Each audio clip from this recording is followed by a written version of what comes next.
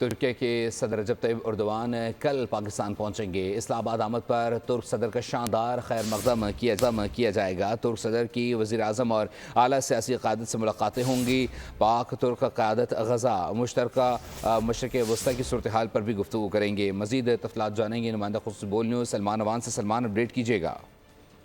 جی بالکل، ترک صدر رجب طیب اردوان کل پاکستان پہنچے رہے ہیں۔ اسلام آباد آمد پر نور خان ایئر بیس پر ان کا انتہائی شاندار خیر مقدم کیا جائے گا۔ موجودہ صورتحال میں ان کا دورہ پاکستان بہت زیادہ اہمیت کا حامل ہے، خاص طور پر غزہ کی صورتحال کے تناظر میں، مشرق وسطی کی صورتحال کے تناظر میں، اور سب سے بڑھ کر پاکستان اور ترکی کے درمیان ایک ہائی لیول اسٹریٹجک کونسل کا اجلاس ہونے جا رہا ہے اسلام آباد میں، جس کی صدارت ترک صدر اور پاکستان کے وزیر اعظم شہباز شریف کریں گے۔ اس موقع پر اگر ہم استقبال کی بات کریں تو یہ بتایا گیا ہے کہ پاکستان ایئر فورس کے JF-17 تھنڈر طیارے ترک پریزیڈنشل پلین کو نہ صرف اسکارٹ کریں گے بلکہ انہیں اسلام آباد آمد پر ایک فلائی پاس بھی پیش کیا جائے گا۔